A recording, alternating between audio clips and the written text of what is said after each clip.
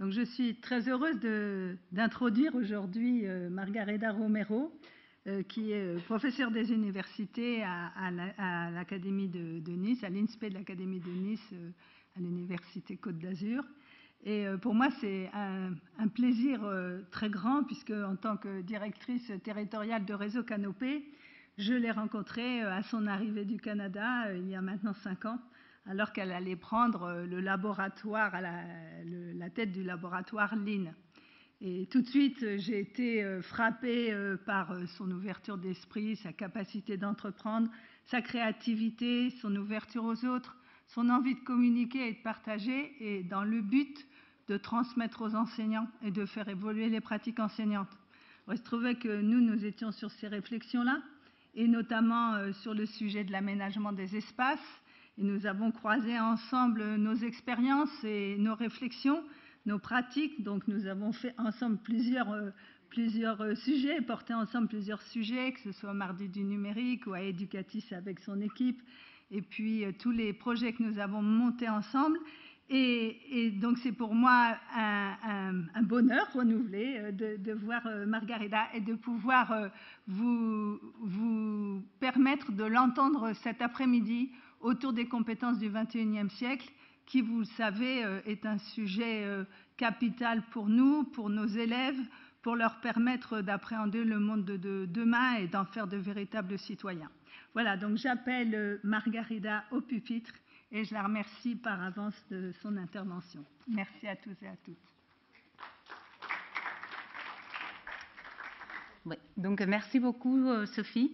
Donc c'est un plaisir partagé parce que ce territoire est un territoire riche et accueillant. Et donc au long de ces 5 années, il y a une grande opportunité donc, de travailler avec de nombreux acteurs, dont nos amis des Canopés, aussi bien à l'atelier 06, 83, et même aussi du côté Marseille, donc avec cette équipe si dynamique aussi qui est impliquée sur les projets empiriques.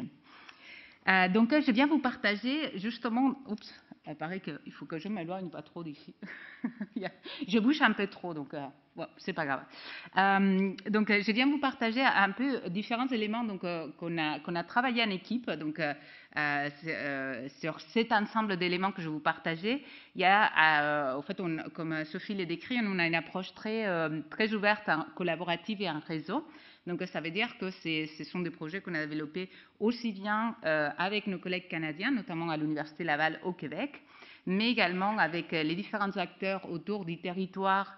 Et donc, c'est à la fois Canopé, mais également les petits débrouillards, les collègues à la médiation scientifique de l'INRIA avec lesquels on a développé aussi beaucoup de projets, et aussi avec différentes universités, donc AMU et d'autres collègues en Europe. Alors, mais je vais vous partager des problèmes. On va parler problèmes aujourd'hui. Je ne sais pas qui a des problèmes ici. Je vous vois. OK. En fait, la vie, c'est un problème, n'est-ce pas? Je sais pas, c'est dans une papillote de Noël. C'était la vie est un problème. Je disais, ah tiens, ça, je vais les sortir un jour.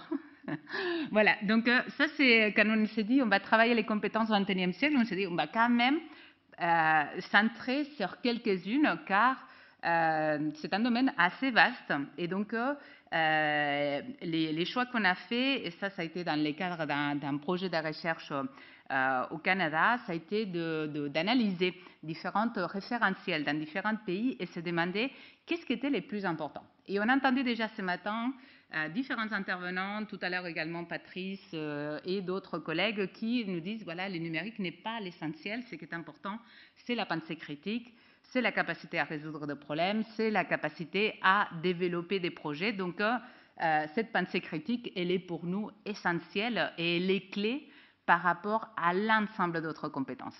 Et l'autre parti pris qu'on a fait, ça a été de dire, en fait, dans la littérature, en fait, si vous voulez passer une soirée éternelle, placez 2-3 chercheurs pour leur demander la différence entre résolution de problème et créativité, ou entre résolution de problème et pensée informatique, et vous en avez pour des heures et des heures et des heures jusqu'au moment où les sommeils arrivent, car il y a beaucoup d'éléments qui s'échevauchent. Okay, donc nous, on a fait les partis pris de dire on va analyser des phénomènes, donc on va s'intéresser à des tâches, notamment à des tâches avec des robots pédagogiques donc qu'on peut observer, pour que, indépendamment des définitions théoriques, on puisse analyser des phénomènes et ensuite se poser la question si ça correspond à des éléments d'une telle compétence ou d'une autre. On ne va pas commencer par la définition, on va commencer par les phénomènes et ensuite on va se poser, donc on établira la case à laquelle ça correspond. Okay, donc on n'est pas comme obsédé par les définitions. Donc ça c'est un aspect. Ce qu'on veut, c'est avant tout la réussite des élèves et parfois ça veut dire sortir un petit peu des cases telles comme elles sont établies. L'autre aspect, l'autre prémisse depuis laquelle on travaille, c'est vraiment le fait de considérer que les numériques en soi, c'est juste un outil, et ça a été beaucoup dit aujourd'hui, et donc on peut en faire juste un outil de consommation, regarder des vidéos YouTube pour apprendre des trucs, canner, mettre en boîte des contenus de formation, ou on peut engager les élèves en tant que créateurs ou co-créateurs des connaissances de manière individuelle, collective ou en équipe, et donc avec des engagements créatifs assez différents. Et donc quand on pose la question est-ce que le numérique c'est bien ou pas, nous on dit c'est pas une question de bien ou pas, ça dépend de qu'est-ce qu'on en fait et ça dépend de l'engagement créatif de l'élève. Et donc ça c'est un élément qu'on avait au départ travaillé pour la formation des enseignants. Donc pour simplement faire la différence entre est-ce qu'on est juste en train d'utiliser des éléments existants ou est-ce qu'on est en train d'engager dans un processus de construction des connaissances. Et par la suite, on l'a étendu également pour les enseignants. L'autre élément sur lequel je vais vous amener, c'est celui de la pensée informatique. Et j'aimerais savoir, vous pouvez lever la main, pas besoin de répondre en ligne, combien d'entre vous ont entendu parler de ces termes? OK. Ah, c'est bien, il y a même la lumière. OK. Plusieurs d'entre vous. Et qui n'a jamais entendu parler de pensée informatique? Ah, il y a quand même quelques personnes. OK. Donc, on verra ça et on va démystifier ça. Et peut-être juste pour la suite, jusqu'au moment où on arrive à cette volée-là, la pensée informatique, c'est une forme de résolution de problème. OK. Donc, on va dire ça. On va dire que c'est une forme de résolution de problème dans laquelle on utilise des trucs de l'informatique, des concepts de procédures, mais on peut en rester d'une manière simplifiée à que c'est un type de résolution de problème. Donc, on verra également pourquoi ça nous intéresse et pourquoi ça fait partie des fondamentaux, n'est-ce pas? Ah, il y en a qui disent oui. OK, super. Donc, bon, c'est pas officiellement les fondamentaux, mais nous, on défend que ça fait partie des fondamentaux car nous vivons à l'ère du numérique. On ne rentrera pas dans tous ces schémas complets, mais on introduira aussi des éléments de résolution créative des problèmes, qui sont des éléments qui sont très, qui est une démarche qui est souvent engagée quand on fait un usage créatif du numérique, pour voir donc que c'est à la fois un processus qui est sur la durée, mais qui également s'engage de processus cognitifs et que ces deux niveaux sont intéressants. Donc, on n'a pas besoin d'opposer des approches didactiques et des approches cognitives ou neurocognitives. En réalité, toutes ces approches sont importantes pour comprendre des phénomènes complexes. Et là-dedans, je vous amènerai sur une tâche spécifique. Donc, il y en a certains, peut-être ceux qui sont venus déjà à notre labo, au laboratoire d'innovation et numérique pour l'éducation, vous avez déjà été victime d'un jeu, d'autres pas. Donc, si jamais vous venez sur Nice, vous êtes invité. C'est un jeu qui dure une vingtaine de minutes et on fait un test de résolution créative de problèmes à partir de cubelets. Okay, c'est des petits cubes robotiques. Et on analyse donc cette résolution collaborative des problèmes. On a aujourd'hui, après 5 ans d'expérimentation, plus de 1200 participants analysés, donc des élèves du primaire, des élèves du secondaire, donc au collège. On a des adultes et quelques seniors. Okay, après, je vous dis qu'est-ce qui se passe. Donc, et vous pouvez déjà commencer à anticiper est-ce que la résolution de problèmes elle est différente entre les enfants ou les grands? Ah, non. Certainement, ok. Probablement, ok. Mais justement, nous, on fait la recherche, donc on s'est dit, on fait une hypothèse, mais ensuite, il va falloir aller voir qu'est-ce qu'ils nous disent les données. Et on fait ça depuis une approche, je vais sortir un gros mot, depuis les pluralismes épistémologiques. Ça veut dire qu'en fait, on n'est pas d'une seule église. Nous, on est plutôt pluriel, on va dire. Et donc, on considère que pour analyser des phénomènes complexes en éducation, comme la résolution créative de problèmes, il faut des sciences de l'éducation et de la formation, mais également des didactiques, des interactions humains-machines, de l'ergonomie, l'infocom, des neurosciences et des neurosciences computationnelles, des sciences du numérique, de la modélisation mathématique, de la psychomotricité, bref, une activité humaine, comme ça peut être juste résoudre une tâche avec des robots pédagogiques, on gagne beaucoup à mobiliser des expertises différentes pour comprendre ce phénomène depuis, un peu comme si on mettait différentes lunettes et qu'on arrivait donc à mieux appréhender les phénomènes. Et ça, c'est un positionnement fort car ça demande de la collaboration, car nous n'avons pas toutes les expertises. Donc, quand un chercheur se spécialise dans un domaine, il a du mal à maîtriser tous les autres domaines. Donc ça demande une collaboration. C'est aussi ces paris qu'on a fait de collaborer avec des collègues qui sont dans des domaines scientifiques assez différents et de pouvoir approcher un même phénomène sous des regards assez pluriels. On en est aujourd'hui qu'après avoir un corpus de données assez significatif, au fait, ce n'est pas juste qu'on est allé à une ou des classes et puis on a observé des choses et puis on a tiré des conclusions peu généralisables. On est quand même à 1200 expérimentations faites avec un même protocole d'une manière assez carrée. On est aujourd'hui à pouvoir exploiter ces données sous une approche des données un peu plus intensives. Et donc, là, s'est posé la question de quels sont les types d'algorithmes, dont certains d'apprentissage machine, qui peuvent être appliqués à ces données-là. Et donc, on a, au cours de ces 2 dernières années, porté également les Getenum Escolia, donc créativité, IA, éducation pour la DNE, dans lesquels on s'est posé la question justement de comment l'IA pouvait d'un côté aider la recherche en sciences de l'éducation et de la formation, mais également quelle formation à l'IA pour les enseignants et pour les élèves. Et d'une manière un peu moins centrale, donc quels sont les usages de l'IA qui peuvent être intéressants pour les élèves.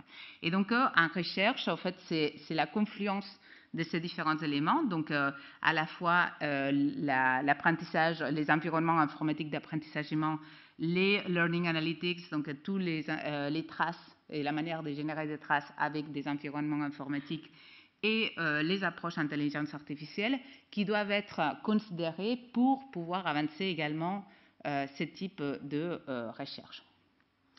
Voilà. Donc là, c'était un peu, je vous ai mis la table, et en plus, j'ai mis tout sur la table, un peu un prédicavac, j'espère que je ne vous ai pas fait peur.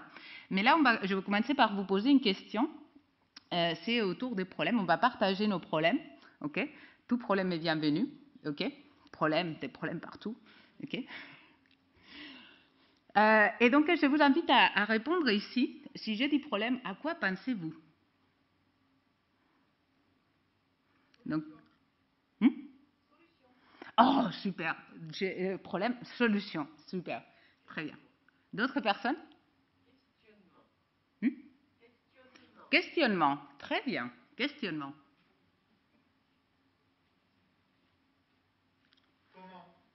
Comment? OK. Donc, procéder. OK. Et je vais ouvrir l'autre, donc dans lesquels il y a peut-être des personnes qui sont arrivées. Non, il n'y a pas de personnes qui sont arrivées sur l'autre slide. Donc, vous avez dit plusieurs types de réponses par rapport à ces problèmes. Okay. Et vous avez raisonné un peu d'un point de vue éducation. Hein, vous êtes des bons élèves. Okay. Vous n'avez pas dit ma voiture a tel problème, etc. Mais on ne serait pas ici. Je vous aurais posé la question avant qu'on arrive à la salle. Peut-être vous aurez partagé d'autres types de problèmes. Donc, les problèmes, c'est quelque chose qu'on retrouve tout le temps. Mais l'essence qu'on a en éducation, c'est souvent celui d'une situation problème proposée qui correspond à une famille de problèmes et qui est assez typée. Okay. Mais ça, je vous l'amènerai après, et j'aime beaucoup la France, donc ne me jetez pas tout de suite. Je dirais que c'est un des problèmes de l'éducation mathématique ici, c'est que les problèmes sont assez, ils correspondent à des familles. Et donc la manière dont l'apprentissage de la résolution de problèmes s'est fait par les bons élèves de PISA, ceux qui obtiennent des meilleurs résultats en mathématiques, c'est qu'ils ne vont pas donner des problèmes si bien structurés. Ils vont donner un peu des problèmes un peu bruts, donc des situations un peu plus confuses, qui ressemble davantage à la vie réelle, et ce qui va faire que les élèves vont devoir apprendre à extraire, identifier les informations pertinentes, etc. Et donc, ils sont un peu moins guidés. Okay, et il y a une considération des problèmes qui est un peu moins, est un peu moins typée. Hein. Donc, cette résolution de problème, elle n'est pas que mathématique, elle est essentielle aux mathématiques, mais elle n'est pas que mathématique. Et donc, dans les programmes, donc, elle montre bien que c'est aussi un aspect qui va nous éclairer sur la culture scientifique, les questionnements sur le monde, et qui est très en lien également avec un aspect qui nous intéresse beaucoup, nous, en recherche, c'est la modélisation. Comment, par les biais du numérique, et notamment par les biais de la création d'artefacts avec des robots, on peut modéliser des phénomènes. Donc, comment également, avec de la programmation, on peut modéliser différents types de connaissances. Okay. Donc, là, je vais vous poser un tout petit problème. Okay. Tout petit. Après, je vous pose un gros problème, mais on va commencer par un petit. Okay. Voilà un problème, ici. Quelle serait quelle manière de résoudre ces problèmes? Donc déjà, est-ce que vous voyez un problème? Voilà, donc il y a déjà quelqu'un qui a dit, voilà, je tourne l'ordinateur, ok?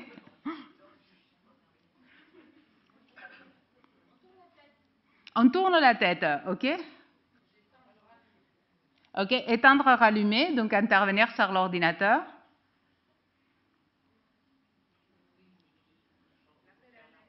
Appelle un ami, enfant, oui, bien sûr, donc on délègue, bien sûr, on trouve des amis, ok? Ok, bon, voilà.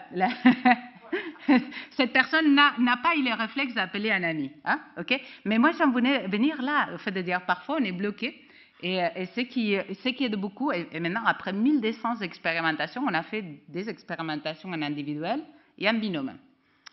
Et en fait, on enfonce une porte ouverte, mais c'est très clair. En binôme, le stress, il est réduit et les personnes n'abandonnent pas la tâche. Okay? Et c'est très fort. Donc, en binôme, on persévère davantage et on est moins stressé. Ça paraît une évidence. Alors, pourquoi on amène un élève toute seule au tableau? Okay.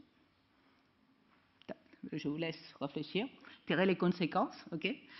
Mais on les voit très clairement, la même tâche. En plus, ça fait 5 ans qu'on fait faire la même chose avec les mêmes instructions. Donc, je peux vous dire qu'on a un rêve. Hein, donc, c'est vraiment quelque chose d'assez réverbatif, force. Et on voit vraiment les différences. En fait, un élève, quand il est seul, il peut douter de lui-même. Quand il est avec un autre élève face au problème, si les deux ne comprennent pas, ils se disent « Ah, mais c'est normal, l'autre non plus, ok, je suis normal. » Okay. Si l'un comprend et l'autre pas, il peut y avoir, ce n'est pas toujours le cas, mais il peut y avoir une entraide. Okay. Mais le fait d'être seul face à un problème et de douter de sa capacité de résoudre les problèmes est vraiment très stressant. Et qu'est-ce qu'ils font notamment les adultes, un peu moins les élèves? Donc, ils essayent de préserver leur ego. Okay. Donc, qui a des plus mauvais comportements dans la tâche? C'est les adultes. Okay. On n'avait pas codé les préservations d'ego dans l'analyse initiale, il a fallu la rajouter comme catégorie. Ah non, mais je suis très mauvais en ça. Ah non, mais moi, est-ce que quelqu'un est arrivé à faire ça? Bon, bref, plein d'excuses quand la personne se pose la question vraiment si elle va résoudre la tâche. Okay. Donc, premier message à partager au bout de 5 ans et enfoncer une porte ouverte, c'est la résolution collaborative des problèmes, notamment sur des tâches complexes et dans des environnements numériques inconnus, aide énormément, et spécialement les adultes. Et quand on pense adultes, on pense enseignants. Et donc, qu'est-ce qui se passe aussi? C'est qu'un enseignant, il est seul en classe. Hein? Donc, ça pose aussi un problème, c'est que on demande beaucoup à des enseignants et en plus on les remet dans des situations d'appropriation technologique individuellement, tout seul. Okay. Et donc on sait que être accompagné fait la différence. Hein. Donc qu'est-ce qu'ils ont fait au Québec au moment d'introduire la programmation dans les écoles? Ils ont laissé des associations organiser la venue de bénévoles dans les classes. Okay. Donc tout enseignant qui voulait faire quelque chose, il n'était pas obligé de se dépatouiller lui seul. Il pouvait faire appel à un bénévole, un parent. Bon, il y avait un peu de tout dans ces bénévoles-là. Et ces bénévoles-là allaient dans la classe et accompagnaient la classe et l'enseignant. Et l'enseignant pouvait même rester sur les côtés, juste à observer. Ça relaxe beaucoup, parce que ça permet de se dire, OK, je vais être accompagné par un humain qui est bienveillant, qui va m'aider dans cette démarche-là, et quand je me sentirai prêt, donc je le ferai de moi-même. Mais on ne laisse pas quelqu'un seul devant un ordinateur et des cours en ligne apprendre à faire des choses. Sur ça, il y a une très belle thèse, donc à Raoul Kamga, qui a été prix de l'AUF, donc meilleure thèse en technologie éducative. Donc sa thèse, elle a consisté à évaluer des tâches de robotique pédagogique avec des enseignants du primaire, des futurs enseignants du primaire. Et ce qu'il a vu, c'est que la proposition de PISA, il a ses limites. Donc, parce que PISA, il dit qu'en résolution collaborative de problèmes, il faut établir et maintenir une compréhension partagée. Où est-ce qu'on va? Qu'est-ce qu'on veut faire ensemble? Entreprendre des actions pour résoudre un problème, établir et maintenir l'organisation de l'équipe. Mais, au fait, des choses qui apparaissaient très clairement dans l'analyse des activités de ces enseignants-là travaillant ensemble sur des tâches de robotique pédagogique, c'est qu'il fallait également une co-régulation itérative des solutions intermédiaires. Donc, bref, il ne fallait pas chercher à faire la solution parfaite, mais il fallait faire des petits pas, faire des essais, s'améliorer, réfléchir, revenir, etc., mais pas se donner la pression de faire tout de suite quelque chose de fantastique. Et l'autre, comme la personne qui a dit « chercher un ami », c'est recherche et partage des ressources externes. C'est-à-dire, si notre équipe est le bloc, qu'est-ce qu'on fait? On va demander de l'aide. Qu'est-ce qu'on a vu également dans les cadres de cette étude? C'est que les enseignants qui utilisaient les numériques, et notamment des usages en robotique pédagogique, n'étaient pas forcément les plus compétents technologiquement. C'était des enseignants qui étaient capables de chercher de l'aide et qui n'avaient aucun problème à ne pas savoir. Donc, des enseignants qui, au lieu de passer la fin de semaine avec leur kit robotique à la maison, en train d'anticiper tous les problèmes, se disaient « OK, j'amène la boîte en classe et on va apprendre ensemble. Et si on ne sait pas, je vais montrer à mes élèves comment on fait une recherche d'information, comment on demande de l'aide dans des forums, comment on demande de l'aide à d'autres enseignants. Donc, je vais modéliser la résolution de problèmes avec les élèves. Je ne vais pas être l'expert qui sait tout.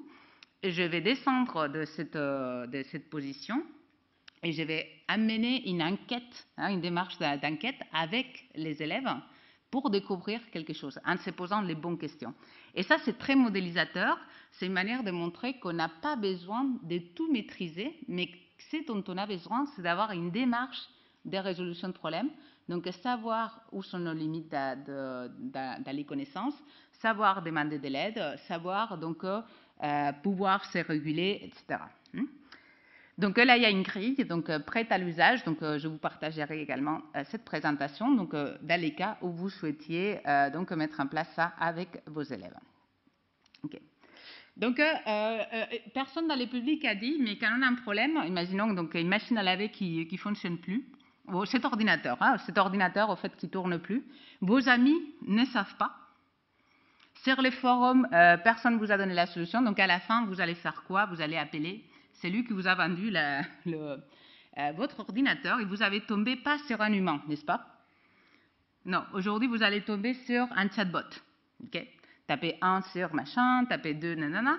Mais qu'est-ce qui va se passer? C'est que si jamais c'est un problème mal défini, ce n'est pas le robot qui va y arriver à la réponse, ça va être un humain.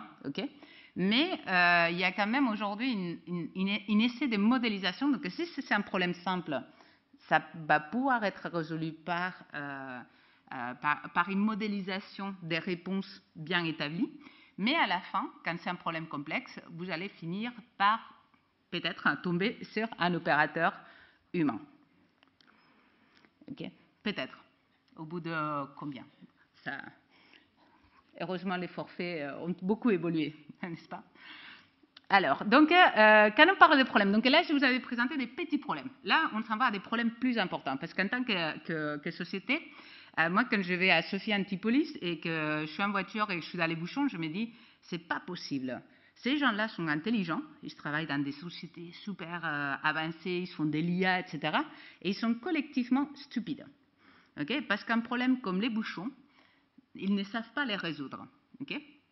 Si on pose cette question-là à des collégiens, et même mieux à des élèves des primaires, ils donnent des réponses. Mais oui, il ne faut pas sortir tous à la même heure, il faut prendre des transports collectifs, ils ont toutes les réponses qu'il faut. Mais en fait, en tant que société, on a appris à résoudre les problèmes individuellement, en petits groupes, mais on est très mauvais à résoudre des problèmes globaux. Et c'est aussi ça notre enjeu en tant que planète, on va dire, c'est qu'on a des changements à faire car nos choix collectifs sont des choix qui sont améliorés. Okay? Et on part aussi d'un côté optimiste, on ne tombe pas dans l'éco-anxiété, ça c'est quelque chose aussi qu'il faut accompagner les élèves, car beaucoup si vous voyez les données sur l'éco-anxiété chez les collégiens et les lycéens, elle est énorme. Okay? Et donc je pense qu'un de nos rôles en tant qu'enseignants, c'est d'accompagner les jeunes à se dire, ok, c'est très problématique, mais si on pose bien les problèmes et qu'on développe des attitudes d'agentivité transformative, il y a de quoi faire. Okay? Donc ne tombons pas dans les fatalismes, faisons ce qui est à notre portée. Et ça, c'est quelque chose d'important, c'est de transformer l'éco-anxiété sur des actions. Okay? Et voilà, des jeunes qui s'expriment, ils disent, ok, moi je leur dis, oui, c'est bien, mais qu'est-ce qu'on fait? Donc, voilà, il faut aller à l'étape suivante. Okay?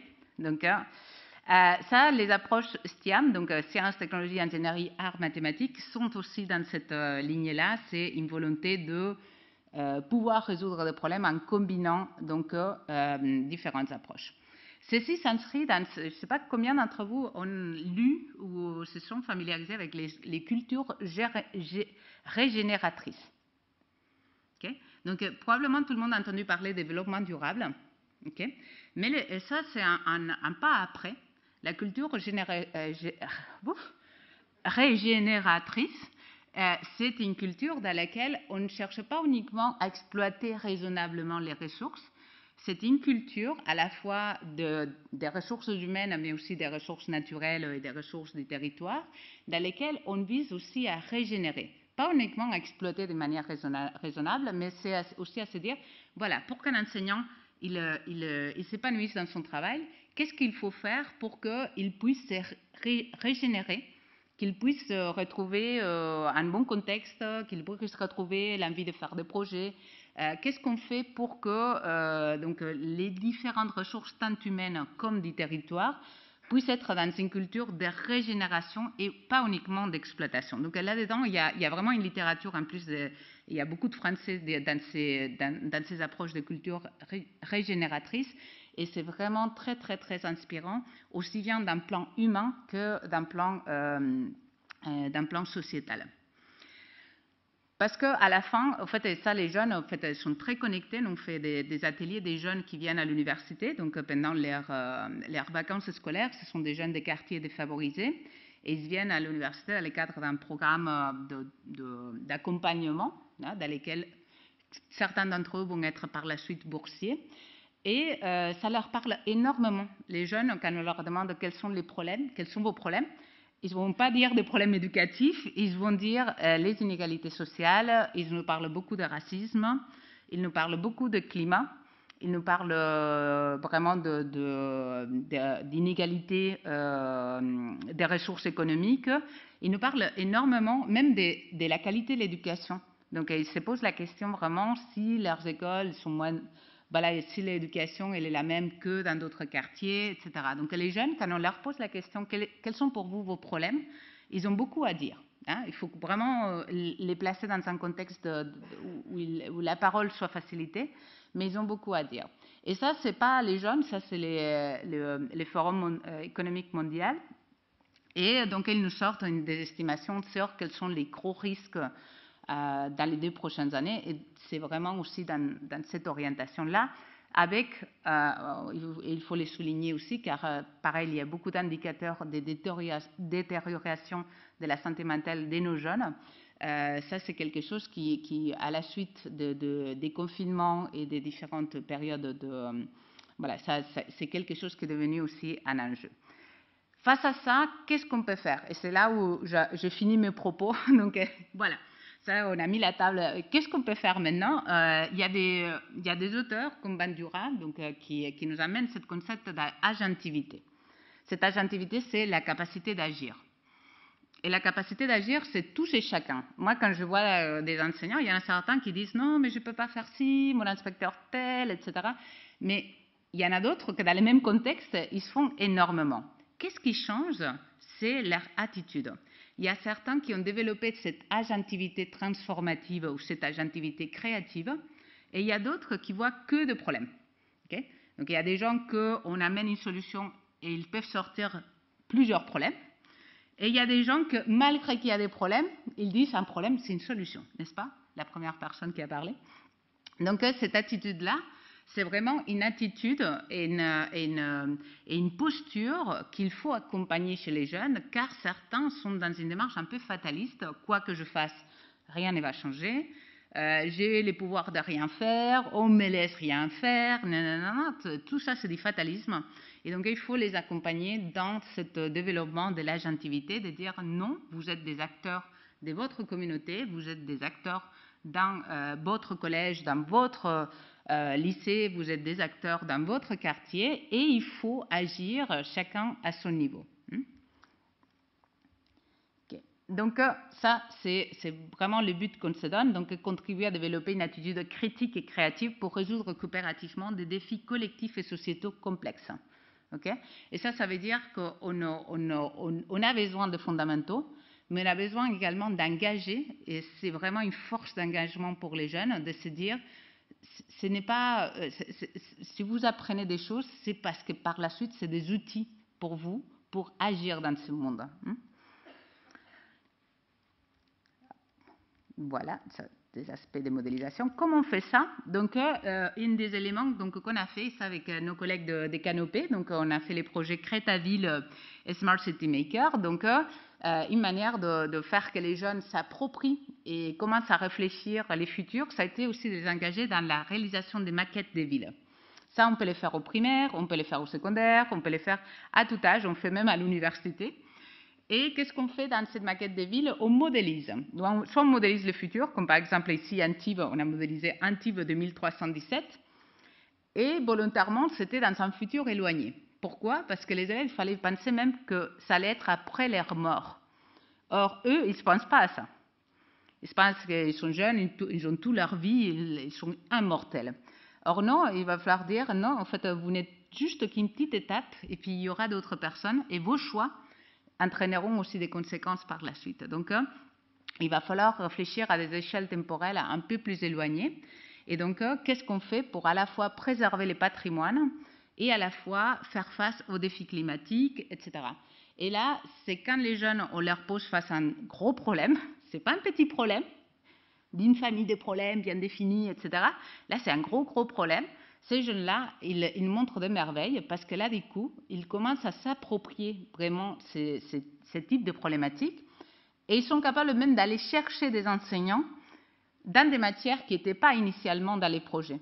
Okay? Parce qu'ils se sont vraiment posé la question, qu'est-ce qu'il va se passer si les péages de la mer vont changer? Qu'est-ce qu'il va se passer si on fait comme ça? Bref, il y a vraiment, en fait, il faut vraiment allumer les élèves. Et pour les allumer, il faut vraiment les ramener sur des problèmes qui leur concernent. Okay. Donc pour la fin, donc, ça, c'est vraiment, on n'est pas, quand on fait ce type d'activité et qu'on y intègre des numériques, on n'est pas dans simplement faire, voilà, apprendre la programmation de type, voilà, l'élément algorithmique qu'il y a dans les programmes. Ça, c'est la base. Donc, savoir qu'est-ce qu'une boucle, une variable, ces types d'éléments-là. Mais nous, on rentre d'une manière plus large et beaucoup d'enseignants les font sans me poser les noms, hein, mais ils les font déjà. Ce sont des activités de programmation ou de robotique créative dans lesquelles on part d'un problème. Okay? Par exemple, on veut faire un robot pour collecter les déchets plastiques dans la mer. Okay? Ça, c'est les problèmes. Gros problème. Pas petit problème, gros problème. Okay? Et à partir de là, les élèves vont développer une démarche dans laquelle ils doivent chercher quels sont les moyens, aussi bien formels que des types physiques, pour mettre en place ces projets. Ça, on est vraiment en train il faut à la fois que ces élèves ils aient les connaissances, mais à la fois on les engage dans des projets sur lesquels ces connaissances vont avoir un sens et vont leur servir. Et la chose qu'on voit par ce type de projet, c'est aussi que quand les jeunes sont engagés sur ce type de projet, ils vont parfois au-delà de ce qui est prescrit dans leur cycle et ça ne pose pas de problème. Ils ont besoin de cette connaissance et ils vont la chercher. Hein. Donc ça, c'est vraiment très intéressant. Okay. Donc, juste en synthèse, donc pour la finalisation, l'élément de l'erreur dans la résolution des problèmes, donc ça, c'est maintenant très partagé, ça a beaucoup évolué ces dernières années, donc je pense que tout le monde est sensibilisé à l'importance de l'erreur et à la place d'une erreur, au fait d'accepter les erreurs. Et moi, j'aimerais vous partager les travaux de Manu Kapur, donc, qui est un didacticien de mathématiques, qui va même plus loin. Et il dit parfois, il faut même chercher l'erreur, en fait même designer les activités pour que les élèves rencontrent certaines erreurs, car certaines erreurs sont productives. Okay. Par exemple, quand j'ai des élèves un peu trop confiants, donc par exemple type profil management, business school, etc., ouais, c'est des gens un peu avec la tête gonflée,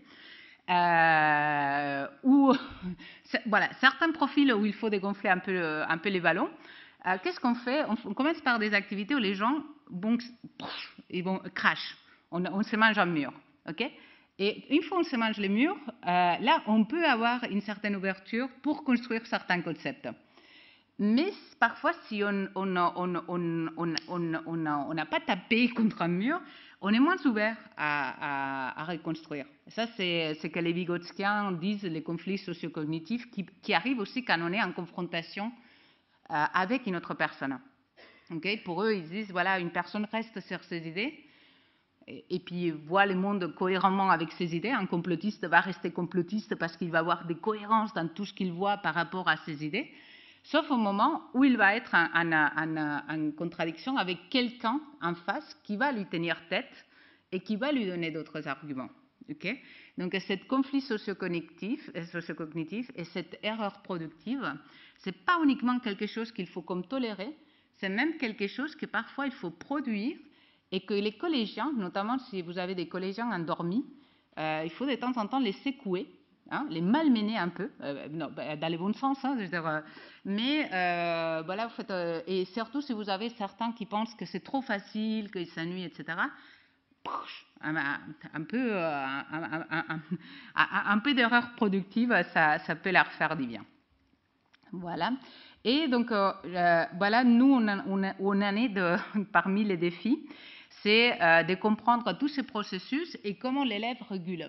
Okay. Et là, en fait, ce qui nous intéresse, c'est la régulation, donc comment une personne persévère dans la tâche.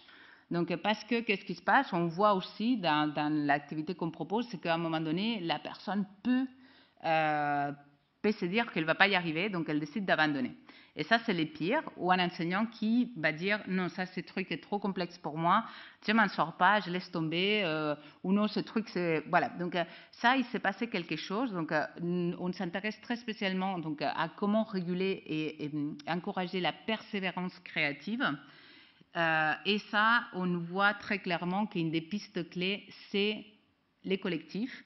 Et donc, les messages pour vous, hein, je n'ai rien solutionné là, c'est un problème qu'on a partagé, c'est comment on fait pour sortir de l'isolement, comment on fait pour que les enseignants qui rencontrent ce type de difficultés ou qui résistent à certaines choses peuvent être davantage accompagnés individuellement pour dépasser ces difficultés. Voilà, donc… voilà, ça c'est parmi les collègues avec lesquels on travaille, donc on est vraiment très heureux de ne pas être seul face à nos problèmes de recherche, donc de les partager aussi avec tout cet ensemble des collègues dans ces différentes institutions. Merci. Margarida, je vous invite à venir vous asseoir pour répondre aux questions.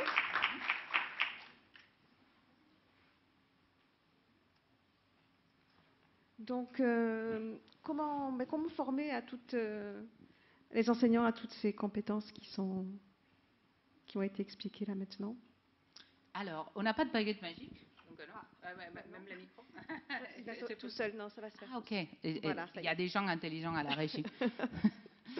Donc, voilà, nous, aux INSPE, on a ce défi. Et au fait, une des défis qu'on a, c'est aussi que la formation, elle est très individuelle. D'ailleurs, les concours est individuel. Ce n'est pas une épreuve collective dans laquelle on évalue la capacité à collaborer ensemble. Et donc, je dirais qu'une des défis que nous avons, c'est comment développer davantage cette capacité d'entraide et de travail collectif et même des sentiments d'appartenance. Parce que beaucoup de nos enseignants, et d'autant plus après les confinements, etc., viennent aux INSPE uniquement pour se former. Je pense qu'il nous manque là ce côté collectif. Comment on peut faire que nos INSPE, ça soit des endroits où voilà, les personnes qui font partie des mêmes cohortes puissent se soutenir par la suite, mais également comment dans les écoles, et ça on l'a vu dans une étude qu'on a fait avec Laurent Geyser et d'autres collègues, c'est que les enseignants qui sont le mieux sortis pendant cette période de confinement n'étaient pas forcément non plus les plus technologiques, mais étaient ceux qui étaient les mieux réseautés. Donc, des enseignants qui avaient d'autres enseignants avec qui s'appuyer. Donc, je pense que ça, c'est notre gros défi aux INSPE.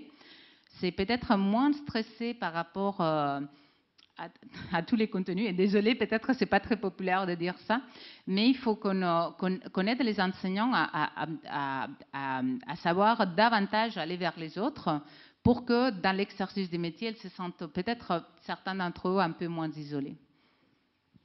Merci. Merci. Alors moi j'ai une question. Est-ce que les mauvais scores des élèves français au niveau des enquêtes PISA pourraient être imputables à cette tradition un petit peu française de résoudre les problèmes, surtout au niveau individuel? Il est possible que, en fait, le fait de résoudre le problème avec d'autres personnes nous ouvre à d'autres manières de réfléchir. Donc, je pense qu'on gagnerait beaucoup plus à de temps en temps faire des mathématiques davantage en collaboration. Pour réduire l'anxiété mathématique. Donc, c'est vraiment un terme de recherche, l'anxiété mathématique. Il y a des personnes même qui étudient ça. Parce qu'il y a beaucoup de personnes, même dans nos INSPE, des futurs enseignants des primaires, qui ont un rapport aux mathématiques assez désastreux. Donc, ils se disent qu'ils ne sont pas bons en maths, qu'ils n'aiment pas ça, etc. Et donc, du coup, je pense qu'il faut, ce rapport au savoir dont nous parle Charlot, il est super important, cette fil invisible entre chacun d'entre nous et la matière, la discipline. Et il faut les préserver et parfois il faut les rétisser pour s'assurer que les personnes se disent oui, non, c'est comme les sports, même si je suis loin, je peux avancer un petit peu, je peux y arriver. Mais c'est vrai que travailler davantage en équipe et même partager des pratiques entre différents enseignants, ça pourrait beaucoup aider. Alors, une autre question, comment est-ce qu'on peut apprendre aux élèves à collaborer? Comment apprendre aux élèves à collaborer? Est-ce que c'est inné? Est-ce qu'il y a des clés, des méthodes pour collaborer, pour faire collaborer des élèves? Ah, ça c'est super, parce que qu'est-ce qui se passe? Parfois, il y a des enseignants qui disent « Ah oui, j'ai mis ça en classe, quand ils sont dans la deuxième année en stage, ils se disent « Mais ça n'a pas fonctionné. » Mais oui, c'est normal. Si une classe n'a pas l'habitude de collaborer, et il n'y a pas une culture de collaboration dans cette école-là, c'est très difficile pour les élèves d'avoir les codes et les manières. Et donc, parfois, il faut un apprentissage. Et ça, c'est un apprentissage que, voilà, dans certains pays, se fait dès la maternelle. Quand vous voyez les compétences définies pour l'école maternelle au Québec, c'est cette capacité de respecter l'autre, de collaborer, de communiquer, et sont parmi les bases. Donc, c'est vraiment... Il n'y a pas un objectif d'apprendre des lettres ou quoi que ce soit, c'est juste des compétences transversales. Si les élèves ne sont pas habitués à collaborer, il va falloir les accompagner. Et il va falloir savoir apprendre à résoudre des conflits. Et puis, s'ils n'ont pas des modèles, des bons modèles à la maison de résolution de conflits, il va falloir même déconstruire. Donc, voilà. Parfois, il y a beaucoup de travail, mais ce n'est pas pour autant qu'on ne peut pas y arriver, parce que ce qu'on voit aussi, c'est qu'un élève, quand il est placé dans un autre environnement, il s'adapte très rapidement. Donc les codes, ils sont très vite adaptés. Donc il faut vraiment, autant que possible, accompagner et laisser du temps pour la collaboration. Ouais. Et donc, ce qui se fait avec les élèves, est-ce que ça peut se faire avec les adultes et avec les enseignants, apprendre à collaborer? Totalement. Totalement. Je pense qu'il y a un élément qui est aussi les plaisirs de collaborer. En fait, voilà, c'est pas la même chose d'être ici que être sur Zoom. Ça, c'est pas la même chose. Et puis c'est quelque chose que parfois, au fait, même on parlait ce matin de forme scolaire, mais quelle est la forme scolaire pour la collaboration des enseignants? À quoi ça ressemble les salles des profs aujourd'hui? Est-ce que les Starbucks, il n'est pas mieux designé? Et donc, tant qu'on se dit peut-être qu'on est mieux dans un café que dans notre salle des profs, il y a encore du chemin de mon point de vue. Eh bien, merci beaucoup pour cette passionnante conférence. Madame Foss, je vais vous laisser venir conclure.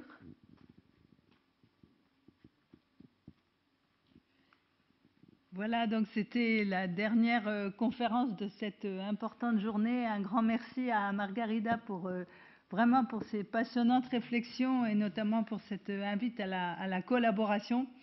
C'est aussi une belle illustration de ce que nous avons fait pendant ce séminaire pour la préparation et la réussite de cette journée et où nous avons tous partagé des objectifs communs dans un réel esprit de collaboration et avec l'envie de travailler ensemble, tous ensemble partenaires dans ce territoire numérique éducatif des Bouches-du-Rhône. Alors, je voudrais remercier beaucoup vous tous là qui êtes ici et qui avez posé vos questions et qui réfléchissez aussi à ces importantes questions pour faire évoluer le système éducatif. Et puis, remercier tous ceux qui nous ont suivis à distance, voilà, qui nous suivent et qui sont attentifs à l'ensemble de ces réflexions.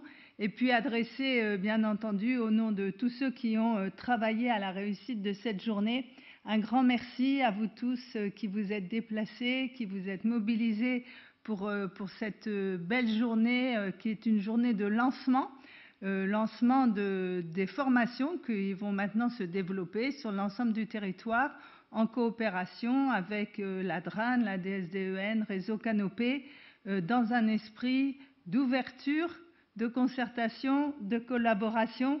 Et j'espère que vous y avez tous trouvé un grand intérêt pour aujourd'hui. Et nous travaillons voilà, dans un grand espoir de partage avec les autres territoires numériques éducatifs aussi, qui vont les uns après les autres lancer leurs expérimentations. Voilà, merci à toutes et à tous. Merci de la confiance qui nous a été accordée par le ministère et de leur présence importante et bienveillante pour cette journée.